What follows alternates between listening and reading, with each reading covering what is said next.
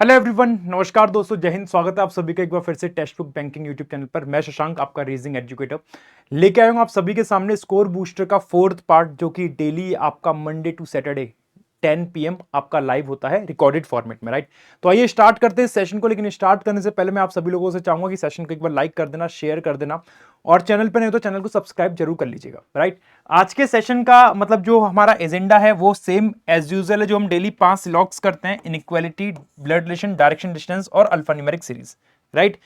पांचवा टॉपिक इसमें वेरी करता है डेली। एक दिन हमने ऑर्डर रैंकिंग किया था, एक दिन कोडिंग डिकोडिंग, एक दिन अल्फा न्यूमेरिक। अब फिर से हम लोग अल्फा न्यूमेरिक पे आ गए और ये अपना आज का फोर्थ पार्ट है। ऑलरेडी 3 पार्ट्स हम लोग इससे कवर कर चुके हैं। चलिए देखते हैं आज के सेशन में क्या है खास। ये टेलीग्राम चैनल है, इसको ज्वाइन कर लेना। इस टेलीग्राम चैनल की लिंक आपको इस क्लास के डिस्क्रिप्शन बॉक्स में मिल जाएगी, वहां से आप इस टेलीग्राम चैनल को ज्वाइन कर सकते हैं, है ना। यहां से आपको इस क्लास की PDF मिल जाएगी, आप यहां से मेरे से कनेक्ट कर सकते हो, मुझसे कम्युनिकेट कर सकते हो, क्विज पोल्स ये सब कुछ यहां मिल जाएगा। ये आपका सुपर पास लाइव है टेक्स्ट बुक ने एक प्रोडक्ट लॉन्च किया है, जिसमें आप अगर मल्टीपल एग्जाम्स की प्रिपरेशन कर रहे हो तो आप इस सुपर पास में इनरोल करा के अपने मल्टीपल एग्जाम्स की प्रिपरेशन कर सकते हो, है ना। ये आपका क्या है, सभी बैंक एग्जाम्स के लिए भी रहेगा। आपके SSC एग्जाम्स भी इसमें इंक्लूड है, रेलवे भी इंक्लूड है, AE JE इंक्लूडेड है, state exams, defence exam, teaching exam, सब कुछ इसमें इंक्लूडेड है, याद रहे। और इसमें आप लोग को लाइव क्लासेस के साथ साथ टेक्स्ट बुक का pass pro max free of cost मिल रहा है, और ये केवल आपको 5 रुपए में मिल रहा है, केवल 5 रुपए में। 5 दिन का ट्रायल मिल रहा है केवल 5 रुपए में। अगर आप इस कोड का यूज करते हो शश का, तो है ना, अगर आप इस कोड का यूज करते हो तो ये आपको 5 रुपए में 5 दिन का फ्री ट्रायल मिल जाएगा, ठीक है। आप इस तरीके से एनरोल करा सकते हो। इस सर्च बार पे जाना, टेक्स्ट बुक एप्लीकेशन पे सुपर पास लाइव लिखिएगा, ये प्रोडक्ट ओपन हो जाएगा। इस प्रोडक्ट को ओपन करके यहाँ पे ज्वाइन नाउ का ऑप्शन आएगा। यहाँ पे आपको मल्टीपल पेमेंट ऑप्शन मिलेंगे, आपको ट्रायल वर्जन चाहिए या आपको पैक चाहिए, उस तरीके से आप ले लेना। आप इस कोड का यूज करेंगे तो आपको हर एक चीज पे मैक्सिमम डिस्काउंट मिल जाएगा, ठीक है। चलिए आगे हम लोग मूव करेंगे। ये आपके अपकमिंग बैचेस हैं इस सुपर पास लाइव में, और ये ऑनगोइंग बैचेस हैं आपके बैंकिंग के, ठीक है। हमेशा की तरह स्टार्ट करते हैं, जो हम लोग ऑलरेडी 3 सेशन में करते हुए आए हैं: 5 logs, 5 inequality, blood relation, direction distance और अल्फा न्यूमेरिक। तो पहले हम लोग पहले हम लोग सिलोजिज्म के साथ स्टार्ट करते हैं, और आप लोग कॉपी पेन लेके बैठिएगा। आप लोग भी मेरे साथ इनके सॉल्यूशन बनाना और देखना कि आपके आंसर मेरे से मैच करते हैं कि नहीं करते हैं, ठीक है। बोलता है only red is bad. Only मतलब होता है ऑल, तो सारे बैड क्या हो जाएंगे, रेड। सारे बैड क्या हो गए, रेड हो गए। फिर बोल रहा है कुछ रेड फेड हैं, तो कुछ रेड फेड हो गए, और केवल कुछ ही फेड लेड हैं, तो केवल कुछ ही फेड क्या हो गए, लेड हो गए। Few bad being fed is a possibility. कुछ फ्यू मतलब होता है सम, तो क्या कुछ बैड फेड हो सकते हैं? बैड से कोई की पॉसिबिलिटी नहीं बनेगी, क्योंकि ओनली वाला केस है। बैड केवल रेड में रहेगा और कहीं नहीं जाएगा, और ना इसके पास कोई आएगा, तो ये तो वैसे ही गलत हो गया क्योंकि पॉसिबिलिटी मांगी है।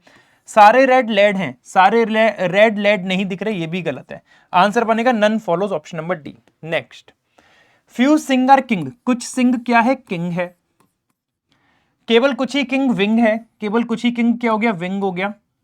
कोई भी विंग थिंग नहीं है, कोई भी विंग क्या नहीं है, थिंग नहीं है, ठीक है। कंक्लूजन क्या बोल रहा है? कंक्लूजन आपको पहला बोला जा रहा है कि all king being thing is a possibility. सारे किंग थिंग में आ सकते हैं? नहीं आ सकते। क्यों? अगर सारे किंग आएंगे तो डब्ल्यू का कुछ पार्ट आएगा जो किंग से शेयर हो रहा है, लेकिन डब्ल्यू टी में आ नहीं सकता, तो सारे किंग टी में नहीं आ सकते। कुछ सिंग थिंग में आ सकते हैं, कुछ सिंग थिंग में आ सकते हैं, कुछ सिंग थिंग में आ सकते हैं, कोई दिक्कत नहीं है। देखो थिंग को अगर अब मैं ऐसे उठा के बना दूं, थिंग को एस के संग बना दूं, तो कुछ सिंग थिंग हो गए, और थिंग का डब्ल्यू से मना करा था, अभी भी थिंग डब्ल्यू से नहीं दिख रहा, तो कुछ सिंग आपके थिंग में जा सकते हैं। सेकंड आपका क्या होगा, ट्रू हो जाएगा, ऑप्शन नंबर बी। नेक्स्ट, अगला बोलता है कोई भी प्लेन मैन नहीं है। कोई भी प्लेन क्या नहीं है, मैन नहीं है। फिर बोल रहा है सभी मैन वैन है, सभी मैन वैन हो गए। और ओनली प्लेन, ओनली प्लेन का मतलब क्या हो गया, ये आपका सारे 10 प्लेन में आ जाएंगे, इस प्लेन में, और 10 कहीं और नहीं जाएगा, केवल प्लेन के पास रहेगा। तो यहां बिंदी लगा दी है ताकि मेरे को जो एहसास रहे ये ओनली वाला केस है, ठीक है। पहला कंक्लूजन आपको बोलता है सारे प्लेन वैन हो जाएं, इसकी पॉसिबिलिटी नहीं है। सारे प्लेन वैन हो जाएं इज नॉट अ पॉसिबिलिटी, मतलब पॉसिबिलिटी नहीं है। तो आपको बोल रहा है पॉसिबिलिटी नहीं है। आप एक काम करो, आप पॉसिबिलिटी चेक करो, आप इस नॉट को भूल जाओ। आप केवल इतना सुनो कि सारे प्लेन वैन हो सकते हैं कि नहीं हो सकते। आप ये देखो सारे प्लेन वैन हो सकते हैं, तो आप कहोगे सर सारे प्लेन वैन में आ जाएंगे, लेकिन प्लेन के साथ साथ टी आएगा, लेकिन टी तो अलाउड नहीं है, तो सारे प्लेन वैन तो नहीं हो सकते। और वो भी मुझसे यही कह रहा है कि सारे प्लेन वैन नहीं हो सकते, नॉट अ पॉसिबिलिटी। तो सारे प्लेन वैन नहीं हो सकते, वो सही कह रहा है। कुछ 10 वैन है, कुछ 10 वेन नहीं दिख रहे, ये गलत हो गया, आंसर होगा only one follows. Next, only a few rack are lack, केवल कुछ ही रैक क्या है, लैक है। फ्यू लैक आर जैक, कुछ लैक जैक है, और ऑल जैक सॉक है ना, इस तरीके से। पहला कंक्लूजन आपसे देखो इसमें क्या बोल रहा है, फ्यू सॉक आर जैक, कुछ सॉक जैक, हाँ जी बिल्कुल सही है। ऑल रैक बीइंग जैक, सारे रैक जैक हो सकते हैं, सारे रैक जैक में आ सकते हैं, सारे रैक एल में नहीं आ सकते क्योंकि केवल कुछ ही रैक लैक हैं, लेकिन सारे रैक जैक में आ सकते हैं, तो ये भी हो जाएगा ट्रू, आंसर बनेगा बोथ फॉलोज। ये पांचवा क्वेश्चन आप लोगों ने होमवर्क में कमेंट करके बताना है कि इस पांचवें का आंसर क्या बन के आएगा, ठीक है। नेक्स्ट आते हैं इनइक्वालिटी के पड़ाव पे, जिसमें आपको मल्टीपल कंक्लूजन दे रखे हैं और आपको बताना है कौन सा कंक्लूजन इनमें से डेफिनेटली ट्रू है। पहला कंक्लूजन कह रहा है टी ग्रेटर ओ, टी और ओ को कनेक्ट कैसे करेंगे बताओ, टी से एच डब्ल्यू, ठीक है, कैसे हो पाएगा, नहीं हो पाएगा। टी और ओ कनेक्ट हो सकता है क्या, देखो ओ तक आने के लिए मेरे को आर और ओ की जरूरत पड़ेगी, है ना। अब जैसे टी से एच पे आया लेकिन एच से ओ आ नहीं सकता, एच की तरफ फेस नहीं कर रहा, तो गलत हो गया। बी से एफ, बी से एफ कैसे आ सकते हैं, देखो बी आर एक्स वाई, ठीक है, बी से आर पे आओ और आर से एफ पे आ जाओ, सारा सिस्टम मिल गया। बी से आर पे गए, सिंबल बी की तरफ है, और आर से आगे जब आप लोग एफ तक आए सारे सिंबल आर की तरफ। फर्स्ट प्रायोरिटी यहां दे रखी है, यहां भी फर्स्ट मांगी थी, ये वाला ट्रू हो गया, बात खत्म, ऑप्शन नंबर बी हो गया, option number B is the right, no need to check other options, ठीक है। नेक्स्ट, V ग्रेटर U मांगा है, V की तरफ फेस कर रहा है, तो V और U में कैसे कनेक्शन बैठेगा, U तक आने के लिए मेरे को J की जरूरत पड़ेगी, है ना, तो VEF D, लेकिन फिर आ नहीं सकता, देखो V से लेके F तक आ जाओ, फिर F से Y आ नहीं पाओगे, है ना, और U तक तो बन ही नहीं पाएगा, U तक बन ही नहीं पाएगा सवाल, तो पहला तो गलत हो जाएगा, पहला गलत हो जाएगा। और आप दूसरा ये भी देख सकते हो, आप दूसरा ये भी देख सकते हो कि V से E पे आ जाओ, लेकिन E से U आ नहीं पाओगे क्योंकि E की तरफ सिंबल फेसिंग नहीं है, E की तरफ सिंबल फेसिंग नहीं है, तो इसलिए पहला गलत हो गया। J से Y जाना है, J की तरफ फेस कर रहा है, फर्स्ट प्रायोरिटी, J से Y पे जाना है, J की तरफ फेस कर रहा है, फर्स्ट प्रायोरिटी। J और Y को कैसे कनेक्ट कर सकते हैं, तो J से Y को अगर आप देखते हो तो यार देखो J और Y कैसे कनेक्ट होगा, J से E, E से F, और F से Y आओ नहीं पाओगे क्योंकि F की तरफ सिंबल फेस नहीं कर रहा, तो ये गलत हो गया, ठीक है। U से K चाहिए, U से K कैसे आ सकते हो बताओ, देखो U से E, E से F, और F से K आ नहीं सकते, F की तरफ सिंबल फेसिंग नहीं है, तो ये भी गलत हो गया। अब Q से G चाहिए, Q से G चाहिए, Q से G कैसे बनेगा, Q से G Q की तरफ फेस कर रहा है, लेकिन यहां पे Q की तरफ फेस कर नहीं रहा, तो ये भी गलत हो गया, तो आंसर बनेगा नन फॉलोज, कोई सा भी कंक्लूजन इसमें आपका सही नहीं बैठ रहा, ठीक है। बाकी आप और एक बार इसको क्रॉस चेक कर लीजिए, देखो ये तो गलत है क्योंकि Q की तरफ फेस नहीं कर रहा। U से K मैं चाह रहा था सेकंड प्रायोरिटी मिल जाए, तो यहां से जाऊंगा तो सवाल पैदा नहीं उठता कि फर्स्ट प्रायोरिटी, और यहां से जाऊंगा UJE, फिर E से F और F से K मिल नहीं पाएगा क्योंकि F की तरफ फेस नहीं कर रहा। सेम J से Y में नहीं मिल पाएगा क्योंकि J से U Q जाऊंगा नहीं बन पाएगा, J से E, E से F, F से Y नहीं हो पाएगा, और सेम V से U में भी नहीं बनेगा, ठीक है। Next, L greater M, L की तरफ फर्स्ट प्रायोरिटी मांगी है, L और M में फर्स्ट प्रायोरिटी मांगी है, L की तरफ फेस करते हुए कैसे कनेक्ट हो सकता है, तो L की तरफ तो सिंबल फेस कर ही नहीं रहा है, तो ये तो वैसे ही गलत हो गया। E से Z मांगा है सेकंड प्रायोरिटी, E से Z सेकंड प्रायोरिटी, E और Z को कैसे कनेक्ट कर सकते हैं, देखो E की तरफ फर्स्ट प्रायोरिटी है, डायरेक्ट गलत कर दो क्योंकि मुझे सेकंड प्रायोरिटी मांगी थी। W से V में फर्स्ट प्रायोरिटी मांगी है, W की तरफ फेसिंग है, कैसे कनेक्ट करेंगे W और V को, कैसे कनेक्ट करेंगे बताओ, WJZX और V कहां है, V ये गया, तो W से J और J से V, तो W से J पे आया फर्स्ट प्रायोरिटी है, और J से V पे आया सारे सिंबल J की तरफ है, और फर्स्ट प्रायोरिटी वहां मिली गई, ये भी चाहिए था, तो ट्रू हो गया क्योंकि फर्स्ट प्रायोरिटी ही मांगी थी, ठीक है। नेक्स्ट, TOD में चाहिए सेकंड प्रायोरिटी, TOD में क्या चाहिए सेकंड प्रायोरिटी, T की तरफ फेस करते हुए, तो TOD को कैसे कनेक्ट करेंगे, देखो T से F U, U से D, देखो T से U और U से D, लेकिन यहां तो फर्स्ट प्रायोरिटी मिल गई, और जब फर्स्ट प्रायोरिटी मिल गई तो आंसर बनेगा T ग्रेटर D, और मुझे मांगा था ग्रेटर देन इक्वल, तो ये गलत हो गया। N बराबर I, तो I तो किसी के बराबर दिख ही नहीं रहा है, ये वैसे ही गलत। B greater E first priority है, B और E कैसे कनेक्ट होगा, B से U, लेकिन U से E जा नहीं सकता क्योंकि U की तरफ फेसिंग नहीं है, U की तरफ फेसिंग नहीं है, ये भी गलत हो गया। R से F फर्स्ट प्रायोरिटी, R और F कैसे कनेक्ट होगा, R S B U, और U किसके इक्वल है, F के, तो इस U की जगह पे F कह दूं तो कोई दिक्कत है क्या, R से F आए सारे सिंबल R की तरफ, फर्स्ट प्रायोरिटी यहां दे रखा है, ट्रू हो गया, आंसर बनेगा option number D, option D is the right, ठीक है। चलो ये क्वेश्चन आप लोग होमवर्क में मेरे को कमेंट करके बताएंगे कि इसका सही आंसर क्या बनेगा, इसका सही आंसर क्या बनेगा, ये आप लोग मुझे होमवर्क में कमेंट करके बताइएगा, ठीक है। नेक्स्ट पे आते हैं, अगला क्वेश्चन है आपका ब्लड रिलेशन का, यहां से देखते हैं क्या इसका सॉल्यूशन बनना चाहिए। बोला 8% are from the same family with 3 generation, 8 लोग हैं, सेम परिवार के 3 जनरेशन है, number of male is 2 more than the number of female. देखो 8 लोग हैं, 8 में से 2 माइनस कर दो, कितने बचे 6, क्योंकि 2 ये मेल ज्यादा के तो 2 मेल को अलग निकाल दिया। अब 6 में से 3 आपके ये फीमेल हो गई और 3 मेल, इक्वल इक्वल, और ये 2 और आ जाएंगे इसमें, तो कितने हो गए 5 मेल और 3 फीमेल परिवार में, ठीक है। तो आई होप आपको ये समझ में आ गया होगा कैसे मैंने कैलकुलेट करके निकाला है। तो 3 फीमेल हैं और 5 मेल हैं, ठीक है, 3 जनरेशन आएंगी। डब्लू ब्रदर है टी का, डब्लू किसका ब्रदर है टी का, डब्लू ब्रदर हो गया टी का, और टी डॉटर इन लॉ है यू की। टी किसकी डॉटर इन लॉ है यू की, टी अगर डॉटर इन लॉ है यू की तो इसका मतलब टी की शादी एक लड़के से होगी जिसका पेरेंट होगा यू, तभी टी डॉटर इन लॉ बनेगी यू की। डॉटर इन लॉ मतलब बहू हो गई यू की, ठीक है। F is the brother in law of W and father of D. F is the brother in law of W कैसे बनेगा, मैंने पिछले क्लास में बताया था, ब्रदर इन लॉ 2 तरीके से बन सकता है। एफ कहे कि मेरी शादी कराओ एक लड़की से और उस लड़की का सिबलिंग हो जाए डब्ल्यू, तो एफ ब्रदर इन लॉ हो गया डब्ल्यू का। या फिर एफ कहे कि मेरे सिबलिंग की शादी करा दो आप डब्ल्यू से, तो भी एफ ब्रदर इन लॉ बनेगा डब्ल्यू का, ठीक है। और डब्ल्यू के लिए और बोल रहा है एफ ब्रदर इन लॉ है डब्ल्यू का और पिता है डी का, और एफ किसका पिता है डी का, एफ किसका पिता है डी का। तो दोनों ही केस में एफ डी का पिता बन सकता है, लेकिन दोनों में से कौन सा केस ब्रदर इन लॉ का सही होगा कंफर्म नहीं है। यू पिता है एफ का, यू पिता हो गया एफ का, तो यू एफ के ऊपर आ जाएगा, यू पिता हो गया एफ का, ठीक है। तो यू को यहां बना रहा हूं लड़का, यू पिता है एफ का, and has only one child. U F का पिता है और केवल एक ही बच्चा है, तो एक ही बच्चा है तो वो केवल एफ ही नाम का एक बच्चा होगा, तो एफ ही अगर एक बच्चा होगा तो यू पिता हो गया एफ का और यू का केवल एक बच्चा हो गया एफ। एफ का एक बच्चा आएगा डी, तो एफ का एक बच्चा आ गया डी, इस तरीके से।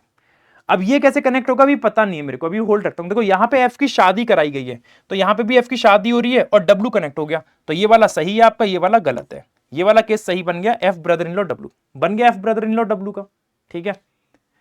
P is the grandmother of O, O who is not a female. P grandmother है ओ की, पी ग्रैंड मदर है ओ की और ओ फीमेल है नहीं, तो ओ फीमेल नहीं है तो ओ मेल होगा, और पी ग्रैंड मदर ओ की ऐसे बनेगी, पी ग्रैंड मदर ओ की ऐसे बनेगी, और ओ क्या नहीं है फीमेल नहीं है। के is the father of T, के पिता है टी का, अगर टी का पिता के है तो के यहां पे बनेगा, के पिता हो गया टी का। Where as P is not the mother in law of T, P is T की सास नहीं है, तो मतलब पी जो होगी यू की मां नहीं होगी, है ना। तो पी को मैं इसकी मां बना, इसकी वाइफ बना सकता हूं क्या, ऐसे बना सकता हूं, क्योंकि पी आएगी सबसे ऊपर जनरेशन में, ओ आएगा सबसे नीचे, तो और टी की सास पी नहीं थी, तो पी यू से शादी नहीं करेगी, तो पी मैंने के से शादी करा दी। पी सास नहीं है टी की, और टी हुए 2 चिल्ड्रन, तो देखो टी के अगर 2 बच्चे हैं तो टी और एफ का एक बच्चा डी है, दूसरा बच्चा हो गया ओ हो गया लड़का, और डी का जेंडर क्या होगा, देखो हमारे पास 5 मेल 3 फीमेल, तो 1 2 और 1 2 3 4 5 मेल हो गए, तो डी फीमेल होगी, इस तरीके से। अगर आपने ऐसा अरेंजमेंट बनाया था तो आपका बिल्कुल सही था, अगर आपने ये अरेंजमेंट बनाया था तो आपका बिल्कुल सही था। क्वेश्चन बोल रहा है डी क्या लग रहा है डब्ल्यू का, तो डी डब्ल्यू का लग रहा है, देखो डी ये क्या डब्ल्यू ये क्या, तो डी उसकी वो लग रही है भतीजी, है ना, नीस, क्या लग रही है नीस, नीस मतलब हो गया option number B is the right answer. यदि यू और पी सिबलिंग हो जाए तो यू क्या लगेगा के का, यदि यू और पी सिबलिंग, तो यू का एक सिबलिंग बना दो पी, है ना।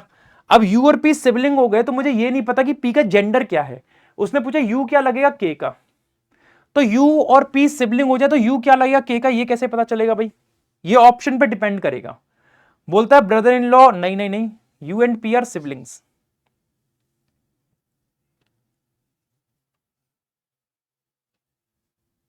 अच्छा सॉरी सॉरी, पी तो अपना ऑलरेडी दे रखा है ना, एक मिनट, ये यू और पी सिबलिंग हो जाए मतलब इस यू को पी का सिबलिंग बना दूं, मतलब यू को पी का भाई बना दूं, ऐसे बना दूं, ठीक है। तो आपको बोला यू क्या लगेगा के का, तो यू के का ब्रदर इन लॉ लगेगा, क्या लगेगा ब्रदर इन लॉ, क्या लगेगा ब्रदर इन लॉ, है ना। ब्रदर इन लॉ मतलब हो गया ऑप्शन नंबर ए, ये इमेजिनरी क्वेश्चन था। नेक्स्ट अगला क्वेश्चन है आपका डायरेक्शन डिस्टेंस का, देखते हैं इसका सही सॉल्यूशन क्या बन सकता है। क्वेश्चन आपको बोला है Priya start walking towards north from point X, point X से नॉर्थ में जाती है for 6 kilometre to reach Y, कहां पहुंचती है वाई पे, वहां से राइट टर्न लेती है और 12 किलोमीटर चलती है, राइट टर्न 12 किलोमीटर टी पे आ गई। उसके बाद लेफ्ट 8 चलती है एल, लेफ्ट 8 किलोमीटर चली और एल पे आ गई। फिर 2 कंसेक्यूटिव राइट 7 11 चल रही है। पहला कंसेक्यूटिव राइट, पहला राइट लेगी 7 का, है ना, फिर दूसरा 11 का, 11 का राइट मतलब ये 8 और 3 यहां पे इस तरीके से to reach V and J respectively. तो पहला राइट लिया तो वी और दूसरा राइट लिया तो जे पे आ गई रेस्पेक्टिवली, इस तरीके से। तो अरेंजमेंट ये बनेगा। क्वेश्चन कहता है यदि ओ एग्जैक्टली मिड में आ जाए वाई एक्स के, ओ एग्जैक्टली मिड में आ जाए वाई एक्स के, तो मतलब ओ अगर मिड में आएगा वाई एक्स के, तो ओ मतलब ये क्या 6 था, 6 मतलब 3 3 में बट जाएगा, ये ऐसे 3 ये 3 ये, तो ओ यहां पे आ गया, ओ वाई एक्स के मिड में आ गया। तो direction distance of O with respect to J, O कहां पे है जे से, तो जे से अगर मैं देखूंगा तो कहां पे आ रहा है वेस्ट में, और कितना 12 और 7 19, 19 वेस्ट में आ रहा है, 19 वेस्ट का मतलब क्या option number B, option number B is the right answer. ठीक है, अगला कहता है 4 of the following 5 odd one out बताना है इनमें से, वीटी जेएक्स वीएक्स। तो वीटी कौन सा है, वी और टी में देखोगे, वीटी में अगर आप देखोगे वी क्या है, टी के नॉर्थ ईस्ट में जा रहा है ना, ये कहां पे है नॉर्थ ईस्ट में पहला वाला। जेएक्स में क्या जे नॉर्थ ईस्ट में है, तो जेएक्स में देखोगे जे भी कहां आ रहा है नॉर्थ ईस्ट में आ रहा है, पहला वाला नॉर्थ ईस्ट में आ रहा है। वीएक्स में देखिए जरा, वी भी नॉर्थ ईस्ट में जा रहा है। ठीक है, तीनों में सेम लॉजिक लग रहा है। टीएक्स में देखिए जरा, टी अपना नॉर्थ ईस्ट में रहा है, ठीक है, और वाईजे में देखिए, वाई नॉर्थ वेस्ट में आ रहा है। तो आपका ऑड वन आउट हो गया option number E, option number E is the odd one out, right. आखिरी स्टेज पे आते हैं इस क्लास का, जो कि आखिरी 5वां टॉपिक है, वो है अपना नंबर सीरीज। तो देख लेते हैं क्या बनेगा। बोल रहा है if we add 1 to each number, हर एक नंबर में एक ऐड कर दिया तो कितने नंबर 3 से डिवाइड होंगे। 3 से डिवाइड वही नंबर होते हैं जिन डिजिट का, उस नंबर की अगर सारी डिजिट का सम 3 के टेबल में आ जाए या 3 का मल्टीपल हो जाए तो वो नंबर 3 से डिवाइड हो जाएगा। हर एक नंबर में 1 ऐड करना है, तो ये बनेगा 5 और 1 6, 6 और 2 8, 8 और 1 9 हो जाएगा, तो ये 3 से डिवाइड हो जाएगा। 5 और 5 10 और 2 12, और एक और जोड़ूंगा इसके अकॉर्डिंग तो 13, 13 तो 3 से डिवाइड नहीं होगा। 5 5 10 3 13 और 1 14, ये भी नहीं होगा। 2 और 2 4 और 4 8, 8 और 1 9, तो ये 3 से डिवाइड हो जाएगा। और 6 और 2 8, 8 और 6 14, 14 और 1 15, तो ये भी 3 से डिवाइड हो जाएगा। तो 1 2 3, 3 नंबर 3 से डिवाइड होंगे, option number A. If we add all the digits within each number, number के विद इन अगर सभी डिजिट्स को ऐड कर दी जाए तो कौन सा नंबर सेकंड हाईएस्ट होगा, कौन सा नंबर सेकंड हाईएस्ट होगा अगर नंबर के विद इन, नंबर के विद इन मतलब इन सारी डिजिट को आपस में ऐड कर दूं तो कौन सा नंबर सेकंड हाईएस्ट होगा। तो ये बनेगा 5 6 2 8 12 13 8 और 14। सेकंड हाईएस्ट पूछा है, देखो सबसे हाईएस्ट 14 है, सेकंड हाईएस्ट 13, 13 किससे बनना है 355, 355 इज द राइट आंसर। ठीक है, नेक्स्ट अगला क्वेश्चन कहता है यदि हम इंटरचेंज करते हैं पहली और तीसरी डिजिट हर एक नंबर की, हर एक नंबर की पहली तीसरी डिजिट आपस में बदल दी जाए तो कौन सा नंबर सेकंड लोएस्ट होगा। कोई भी नंबर सबसे छोटा या दूसरा छोटा या बड़ा कैसे पता चलता है उसकी पहली डिजिट से। तो आपको इंटरचेंज करा रहा है पहली तीसरी, तो आप बस ये देख लो किस नंबर की तीसरी डिजिट छोटी दिख रही है। ये 2 है और ये 2 है और ये 5 5 और 6, तो ये नंबर तो क्या है 5 5 6 बड़े में आएंगे, highest second highest third highest. हमें सेकंड लोएस्ट बताना है। ये नंबर शुरू होगा 2 5 1 से और ये होगा अपना 2 2 4, तो लोएस्ट तो ये हो गया 224 और सेकंड लोएस्ट हो गया 251, जो कि किससे बन के आया है 152 से। तो आंसर होगा ऑप्शन नंबर बी। 18वां क्वेश्चन आपसे कहता है यदि हम मल्टीप्लाई कर दें all the digits with in the number, number के विद इन सभी डिजिट्स को मल्टीप्लाई कर दिया जाए तो कौन सा नंबर तीसरा लोएस्ट होगा, तीसरा लोएस्ट कौन सा होगा। तो ये बनेगा 5 दूनी 10, 10 50, 25 तियां 75 और 16 और ये 72, तीनों डिजिट को मल्टीप्लाई कर दिया, नंबर के विद इन उनकी डिजिट्स को मल्टीप्लाई कर दिया।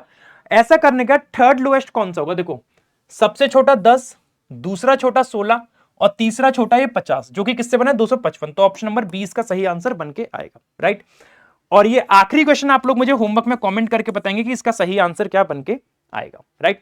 तो आज के सेशन को मैं केवल इतना ही रखूंगा, उम्मीद करता हूं कि आप लोगों को पसंद आया होगा और आपका स्कोर कितना बना, जितने भी हमने क्वेश्चन करे वो मुझे कमेंट करके बताना और जो होमवर्क के क्वेश्चन है वो भी कमेंट करके बताना। सेशन को एक बार लाइक शेयर जरूर कर देना। Thank you everyone, thank you so much. Daily 10 बजे ये क्लास अपनी होती है। Thank you.